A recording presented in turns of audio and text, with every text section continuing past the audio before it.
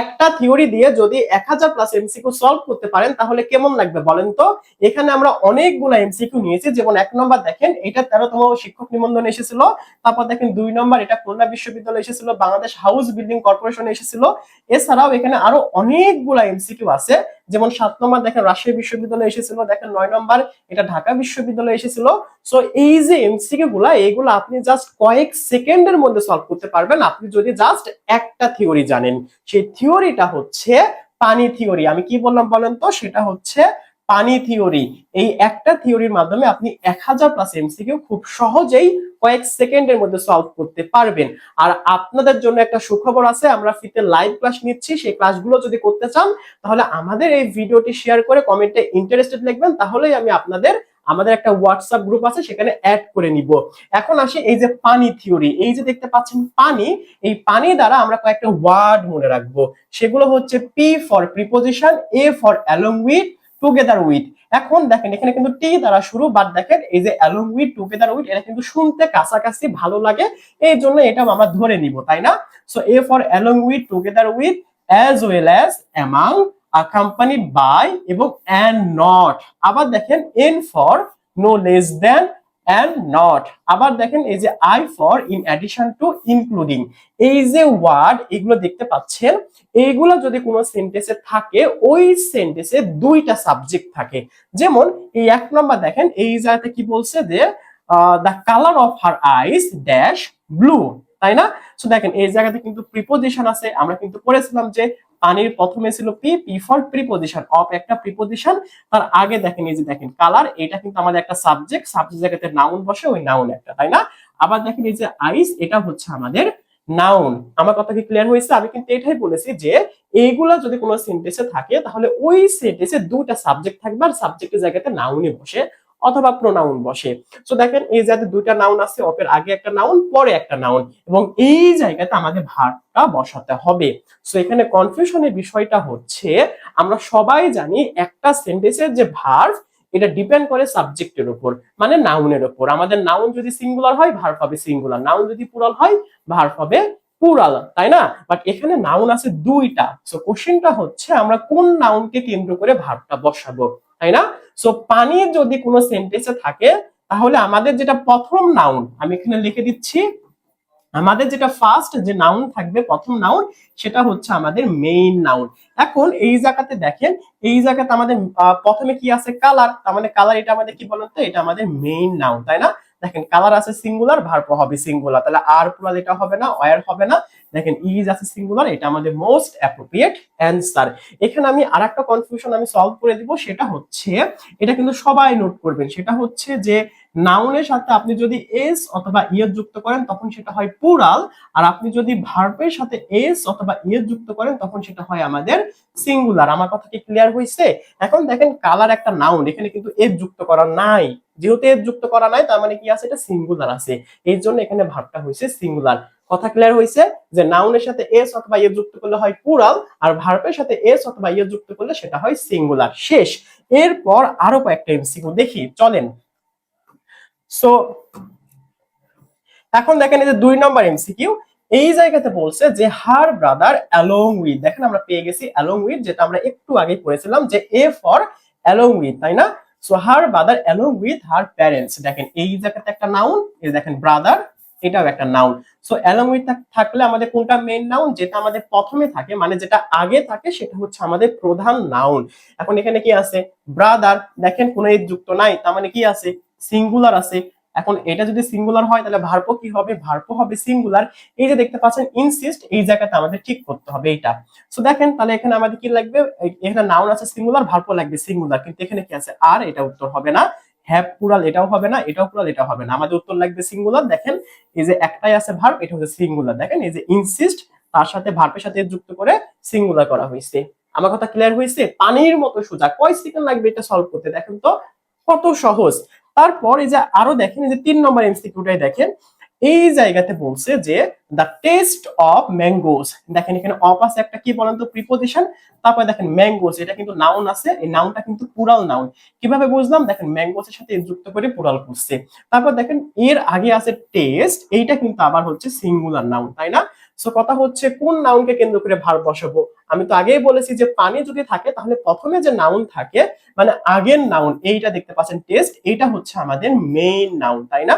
So এইটা দেখে আপনি ভার্ব বসান। টেস্ট আছে সিঙ্গুলার, ভার্ব হবে সিঙ্গুলার। দেখেন এই যে দেখেন টেম্পটিং, এটা হবে না। দেখেন টেম্পটের সাথে এর যুক্ত নাই, প্লুরাল আছে, তার মানে এটা উত্তর হবে না। হ্যাভ প্লুরাল, এটা উত্তর হবে না। দেখেন বি নাম্বার এর যুক্ত করে সিঙ্গুলার করেছে, এটা আমাদের সঠিক উত্তর যে the test of mangoes tempts me very much. দেখছেন কত সহজ, পানির মতো সোজা। আরো কয়েকটা এমসিকিউ দেখেন, দেখেন এগুলো কত সহজ, জাস্ট আপনি কয়েক সেকেন্ডের মধ্যে সলভ করতে পারবেন। এখন এই যে 4 নম্বর দেখেন, এখানে বলছে শি টুগেদার উইথ, দেখেন এখানে কি আছে টুগেদার উইথ। আমি কিন্তু বলেছিলাম যে অ্যালং উইথ এর সাথেই টুগেদার উইথ পড়ে নিবেন। সো এটা থাকলে কি হবে, প্রথম যে সাবজেক্ট সেটা অনুসারে আমাদের ভাবটা বসাতে হবে। আর সাবজেক্টের জায়গা থেকে বসে সাবজেক্টের জায়গাতে নাউন অথবা প্রোনাউন বুঝতে পারে। এখানে কি আছে, শি একটা প্রোনাউন। এখন শি কি, শি হচ্ছে সিঙ্গুলার প্রোনাউন, তাই না? তাহলে ভার্ব হবে কি সিঙ্গুলার, তাহলে ওয়্যার হবে না। এই দেখেন হ্যাভ, এটাও হবে না। এখন দেখেন হ্যাড, এটাও হ্যাড, এর হ্যাডও হবে না। দেখেন ওয়াজ আছে আমাদের কি বলেন তো সিঙ্গুলার, তাই এটা হবে আমাদের সঠিক উত্তর যে she together with her teacher was present in the meeting, মানে সে তার টিচারের সাথে কি বলেন তো মিটিং এ উপস্থিত ছিল। বুঝতে পারছেন কত সহজ। এরপর দেখেন এই যে 5 নাম্বার, এখানে বলছে দা ফাদার উইথ, উইথ একটা কি প্রিপোজিশন, তাহলে এর আগে কি আছে ফাদার, তাহলে এটা আমাদের কি বলেন তো, এটা আমাদের মেইন নাউন, এটা নাউনই, তাই না? তাহলে দেখেন এটা কিন্তু সিঙ্গুলার আছে, ভার্ব হবে সিঙ্গুলার, তাহলে হ্যাজ আছে, হ্যাজ তো সিঙ্গুলারই আছে, তাই না? দেখেন হ্যাভ প্লুরাল, এটা উত্তর হবে না। আর প্লুরাল, এটা উত্তর হবে না। এখন দেখেন ওয়াজ আছে সিঙ্গুলার, হ্যাজ আছে সিঙ্গুলার, এই দুটার মধ্যে আমাদের উত্তর হবে। সো কোনটা হবে, তাই না? সো এখানে বলছে যে the father with his 7 daughters dash left the house। দেখেন এই জায়গাতে দেখেন লেফট, এটা কিন্তু কি বলেন তো ভার্বের 3 নম্বর ফর্ম এখানে ইউজ করছে যে যে তার পিতা তার 7টা মেয়ে নিয়ে, মানে 7টা মেয়ে নিয়ে একসাথে বাকি করেছে, বাড়িটা ত্যাগ করেছে বা বাড়িটা ছেড়ে দিয়েছে, এটা বোঝাচ্ছে। দেখেন এখানে কিন্তু ভার্বের 3 নম্বর ফর্ম আছে। আমি কিন্তু আমার প্রত্যেকটা ভিডিওতে একটা কথা বলি, আপনারা লক্ষ্য করেছেন কিনা, সেটা হচ্ছে আমাদের যে হ্যাভ ভার্ব আছে, হ্যাভ ভার্ব কিন্তু 3টা, সেটা হচ্ছে হ্যাভ, হ্যাজ এবং হচ্ছে হ্যাড। এই হ্যাভ ভার্বের পরে সর্বদা আমাদের ভার্বের 3 নম্বর ফর্ম বসাতে হয়। আমি কিন্তু এটা অনেকবার বলেছি, বলি নাই যে হ্যাভ ভার্ব কি বলতো, হ্যাভ, হ্যাজ, হ্যাড, এরপরে ভার্বের 3 নম্বর ফর্ম বসে। আমার কথা ক্লিয়ার হয়েছে? আর এই যে দেখতে পাচ্ছেন আমাদের বি ভার্ব, বি ভার্ব কি কি বলেন তো, বি ভার্ব হচ্ছে am, is, are, was, were, এগুলো হচ্ছে আমাদের বি ভার্ব। এই বি ভার্বের পরে আমাদের ভার্বের সাথে আইএনজি করতে হয়। আবার একটা কথা মাথায় রাখবেন যে বি ভার্বের পরে কিন্তু ভার্বের 3 নম্বর ফর্ম বসে, তবে সেটা প্যাসিভে। আমার কথা ক্লিয়ার হয়েছে?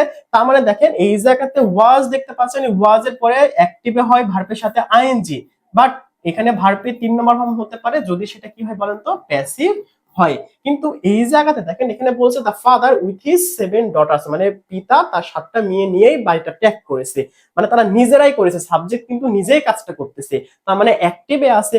তাহলে অ্যাক্টিভে থাকলে এখানে ভার্বের সাথে আইএনজি হওয়া লাগতো যদি এখানে ওয়াজ উত্তর হতো, তাই না? আর যেহেতু এখানে ভার্বের সাথে আইএনজি নাই, তার মানে এখানে কি বলেন তো ওয়াজ উত্তর হবে না, বাকি থাকে দেখেন হ্যাজ, এটা আমাদের সঠিক উত্তর।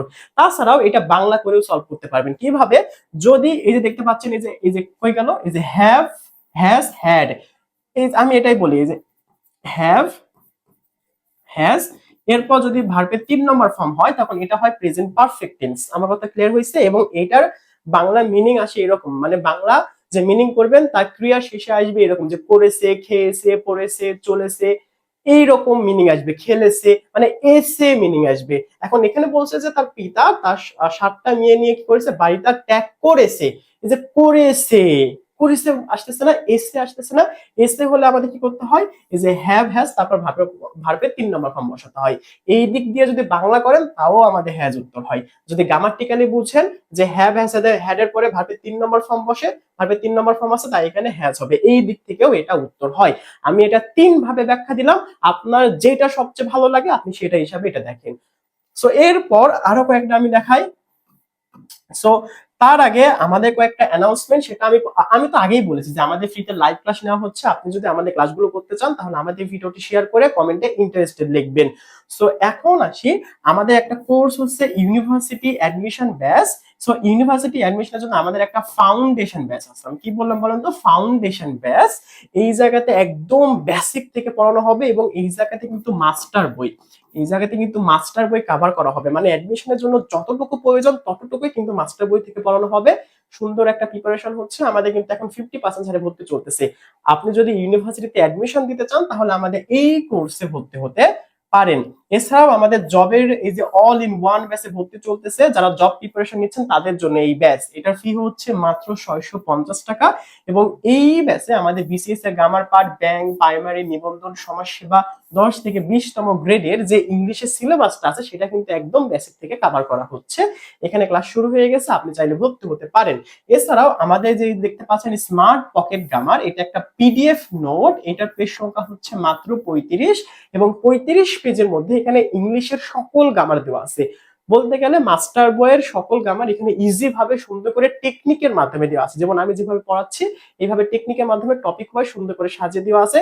আবার প্রত্যেকটা রুলের নিচে ক্লাস ভিডিও লিংক করে দেওয়া আছে। যদি কোনো রুল বুঝতে না পারেন ওই লিংকে ক্লিক করলে আমাদের ক্লাস ভিডিও চলে আসবে।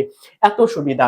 যারা জবের জন্য প্রিপারেশন নিচ্ছেন অথবা অ্যাডমিশনের জন্য প্রিপারেশন নিচ্ছেন তাদের জন্য এই স্মার্ট পকেট গ্রামার খুবই কাজে লাগবে, স্পেশালি দ্রুত রিভিশন দেওয়ার ক্ষেত্রে। এছাড়াও আমাদের লাইফ টাইম ব্যাচে ভর্তি চলতেছে। এই ব্যাচে ভর্তি হলে যে কোনো কোর্সে ক্লাস করতে পারবেন। আর এটার সুবিধা হচ্ছে একবার ভর্তি হলে লাইফ টাইমের জন্য। একবার ভর্তি হবেন, ইন ফিউচারে আমাদের যতগুলো কোর্স চালু করা হবে প্রত্যেকটা কোর্সে কিন্তু আপনি ফ্রিতে অ্যাক্সেস পাবেন। আর কোর্সে ভর্তি হতে চাইলে এই যে হোয়াটসঅ্যাপ নাম্বার, এই নাম্বারে যোগাযোগ করবেন। আমি কিন্তু আরেকটা কথা বলি, সেটা হচ্ছে ইউনিভার্সিটি অ্যাডমিশন ব্যাচে ভর্তি চলতেছে। যারা মানে অনেকেই এটা জানে না, আমি এটা আবার বলে দিলাম। সো এরপরে আমরা দেখি আরো কয়েকটা এমসিকিউ দেখি। এই যে দেখতে পাচ্ছেন 6 নাম্বার, এখানে বলছে রাম, তারপর কি বলছে অ্যাজ ওয়েল অ্যাজ রহিম। দেখেন অ্যাজ ওয়েল অ্যাজ আছে, আমরা পড়েছিলাম পানি থিওরি, পানির পি, তারপরে ছিল এ, এই যে দেখেন P A N I, A for কি বলেন তো অ্যাজ ওয়েল অ্যাজ, এটা থাকলে আগে যে আমাদের নাউন থাকবে বা সাবজেক্ট থাকবে সেটা অনুসারে ভার্ব বসাতে হবে। এখানে আছে কি রাম, যেটা একটা নাউন, এটা একটা কি নাউন বলেন তো, এটা হচ্ছে আমাদের সিঙ্গুলার নাউন, তাই না? তাহলে ভার্ব হবে কি সিঙ্গুলার, হ্যাভ আছে প্লুরাল হবে না, এটা হবে না। ওয়াজ সিঙ্গুলার, হ্যাজ ও সিঙ্গুলার, এই দুটোর মধ্যে কোনটা উত্তর হবে, তাই না? তো এখানে বলছে যে রাম অ্যাজ ওয়েল অ্যাজ রহিম ড্যাশ দিয়ার, মানে তারা সেখানে ছিল। সো এইরকম নরমালি বুঝালে, ছিল বুঝালে আমরা ওয়াজ এটা উত্তর করি, হ্যাজ হবে না। হ্যাজ কখন হয় জানেন? যখন নির্দিষ্ট মালিকানা অর্থে আছে বোঝায়। যেমন আই হ্যাভ এ পেন, আমার একটা কলম আছে, এই কলমের মালিক কিন্তু আমি নিজেই। আমার কথা ক্লিয়ার হয়েছে?